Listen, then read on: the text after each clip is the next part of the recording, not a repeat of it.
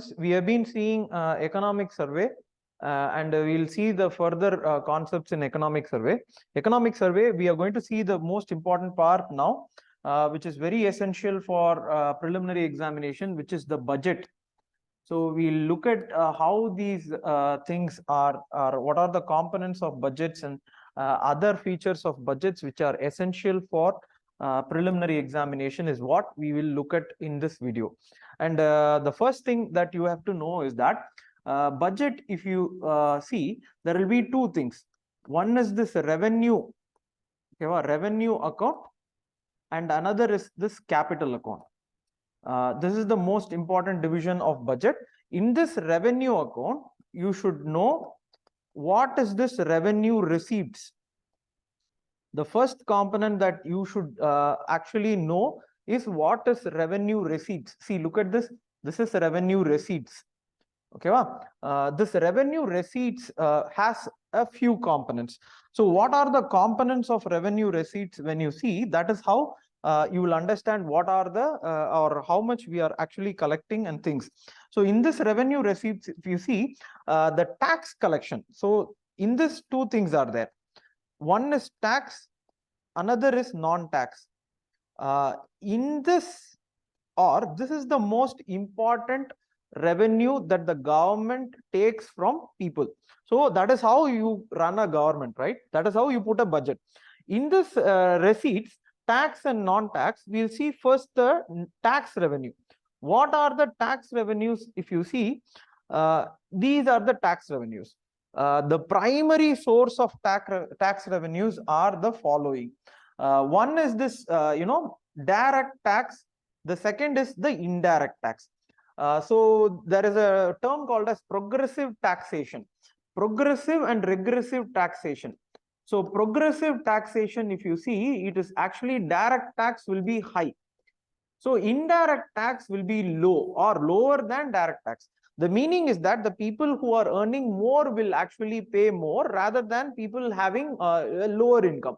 For example, in indirect taxes, even any small scale employee or even, for example, an auto rickshaw person will pay the same amount of indirect tax for petrol and diesel as the billionaire or someone like that. Hence, it is a regressive thing. And hence, direct tax will be the progressive thing. In direct tax, if you see, this corporation tax and taxes on income, that is, whoever is earning, they will pay the amount. If you are earning some 5 lakhs, you will pay the amount. If you are earning some 10 lakhs, you will pay a relevant tax. And that is what is the main part of this direct tax. Indirect tax are the following. Primarily, if you see, this GST is very, very important. Then service tax, then customs tax, union excise duty, and this customs tax. In this, the most important that you should know, or what you should know, is that how much percentage each of the tax contributes. In this contribution, the GST, see, GST is 28%, nearly topping that. Then this corporation or corporation tax is the second thing, and this personal income tax also happens to be very near. Both are nearly 26%. And then this union excise duty, and then customs duty. So how much each of the, so in 100 rupees, so you should know in 100 rupees what are the different contributions of each of the taxes. That is how we are making money, right? So that is how you should also know. And this is about the tax. So if you see, these are the tax receipts. Here, as I said, these are the tax receipts which are there.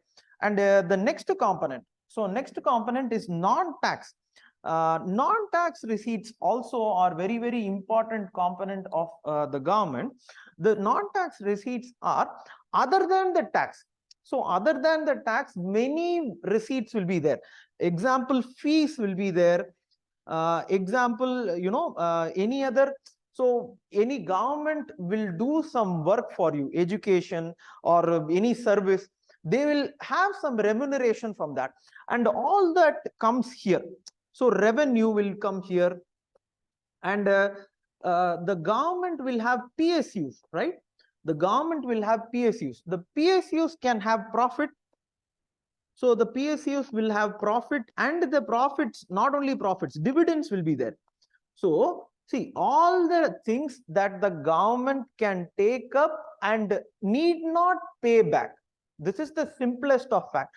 What comes under revenue receipts is that anything that the government takes but need not pay back will come here. And you will also, fourth point, very important, grants. See, I am not saying loans. Okay, well, loans means, sorry, loans, I am not saying loans, because loans means you have to pay back. So that will come here, capital. In capital receipts, it will come. You get this point? Capital receipts you will have as, loans here.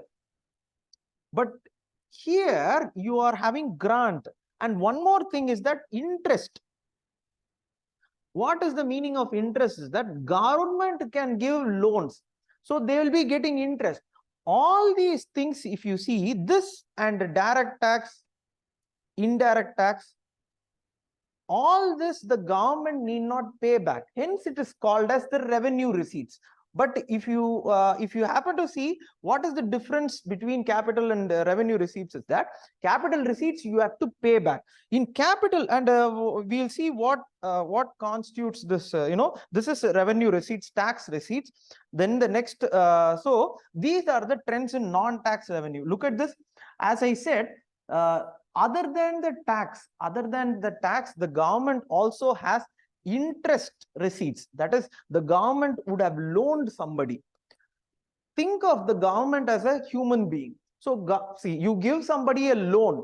That loan is a capital. The interest that you get is a revenue, because you need not pay it back, right? Next, profits. And then see, look at this, external grants. It's not loan. You get it? Loan means will come under capital. You have to pay it back. Grant, no. So these are the major non-tax revenues which the government has and which comes under here, right? See, this is the most important part of the receipt of the government. The next important part comes under the capital receipts. In capital receipts, you will have two things.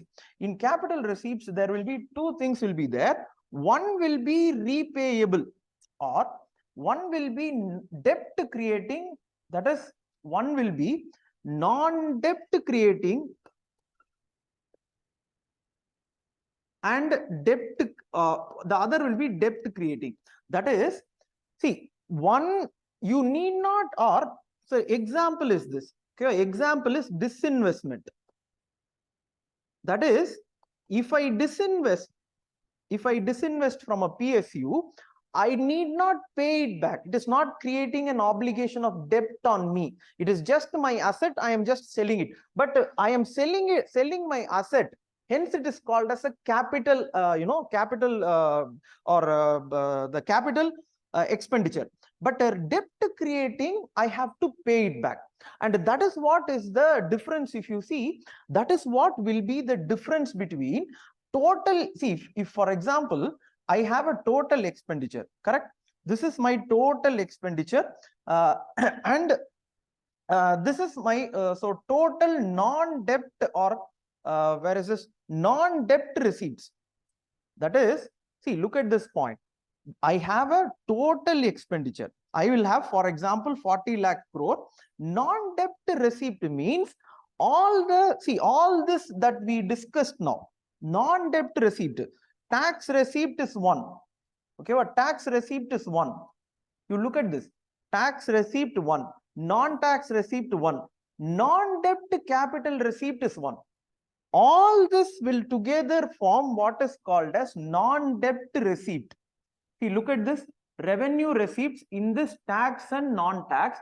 And then comes this non-debt capital receipts. All of them clubbed together is called as non-debt receipts. And this non-debt receipts, why it is called as non-debt receipt? Now, I am not in debt of anyone now. This is my revenue. So I am going to have. But my expenditure is high. Correct? My expenditure, let us assume that my expenditure, so my expenditure, or for example, my expenditure is 100. My non-debt receipt is 80 rupees.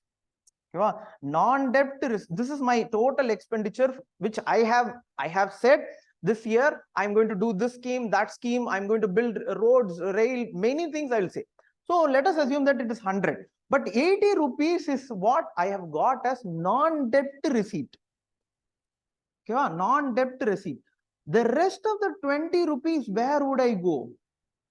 This is what I would go for borrowing. This is what I would go for borrowing. This is what I would sell as T-bills, bond.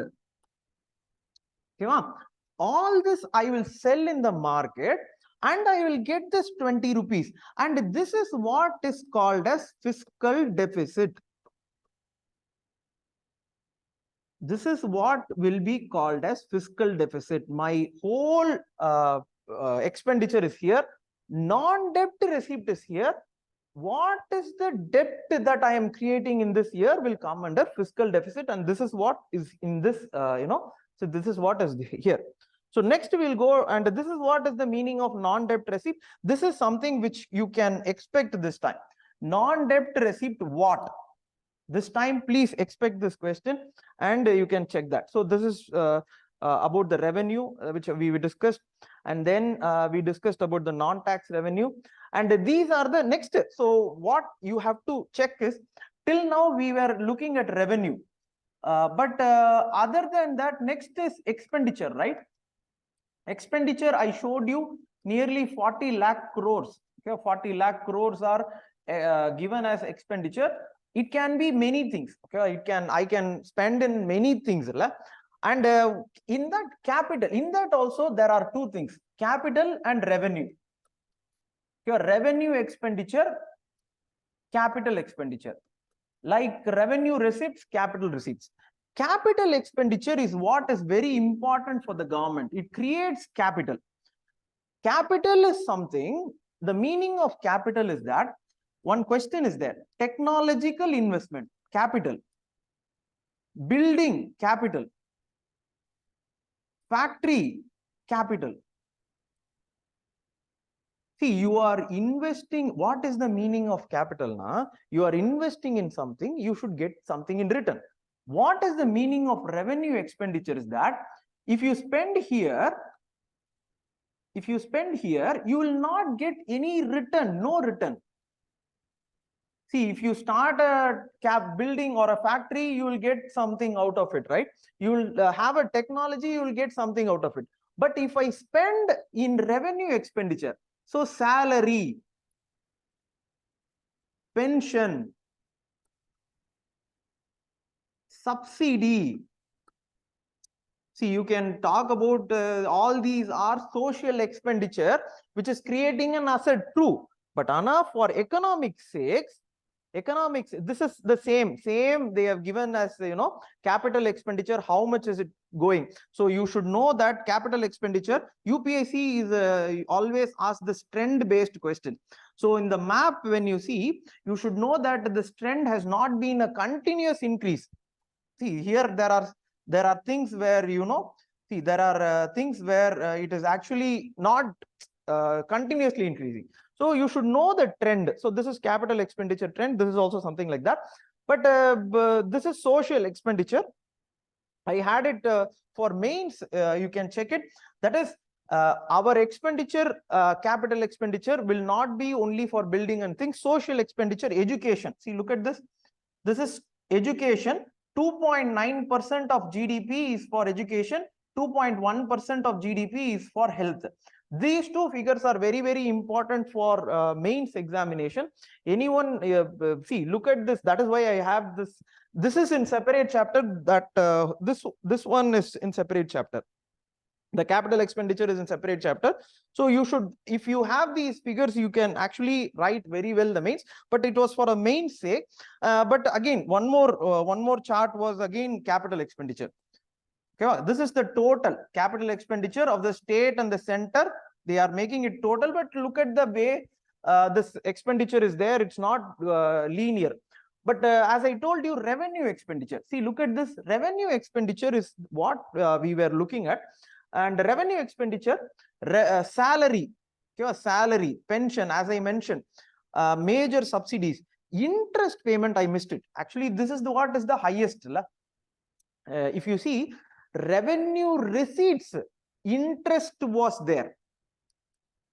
That is, revenue receipts, you are receiving or you gave a loan. Imagine that you give a loan to a friend. You are receiving the interest of it. That is revenue receipts. Okay, again, you got the loan. You got a loan. You will be paying interest. And that comes under, revenue expenditure. It's not a capital expenditure. You building a factory, capital. Technology, capital. You building something, it's capital. You invest in something, getting something out, that is capital. But when you do all these things, you are not getting anything back, right? So this is what is the meaning of revenue expenditure. And this is what is the graph that they have given for revenue expenditure or interest rate per GDP, or many the same way.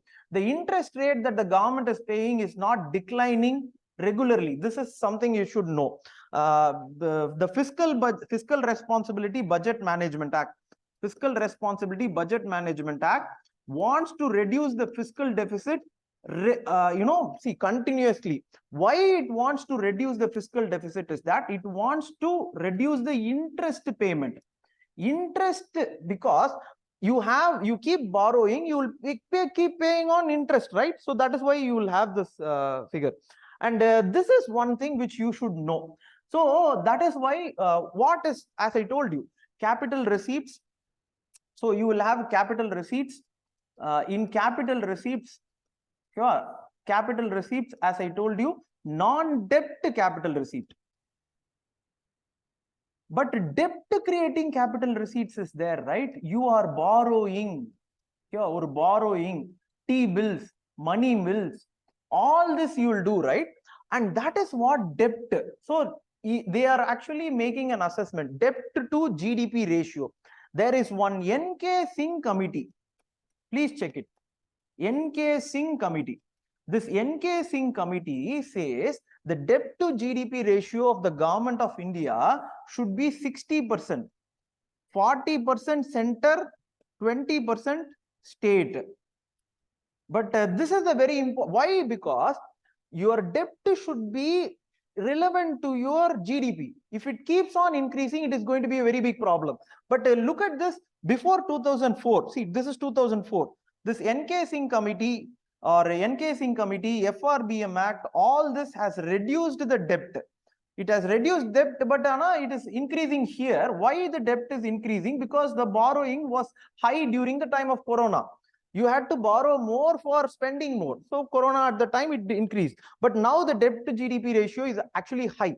This figure, you check the figure in newspaper, I think it is high. Okay, so that may be a question. It has breached 60%. NK Singh committee says 60%. But whether it has breached, look at it. So what is debt? So debt is very important concept that you should know. This debt, public debt, first point is internal debt. Internal debt, as we discussed, is actually borrowing, right? So this is borrowing. This is bond. Okay, bond and T-bills and things. Basically, marketable means you can actually have it, in the secondary market, you can sell the bond. This you cannot sell. Okay, this you cannot sell. Basically, public debt is borrowing. The second point is that external borrowing is also there. Internal borrowing, external borrowing. In this very important question is how external borrowing, how much? See, external borrowing is internal borrowing is 95%. External borrowing is 5%. So this figure you should know in preliminary examination, they will change it. Why? The logic is that you need, if you borrow high, externally, if you borrow high, your sovereign issue crops up. See, you cannot be in debt to a foreign country. And the logic of this also, the maturity of these debts also will be a little longer. So these are the very important concepts in budget that we should know. And this is about the price inflation.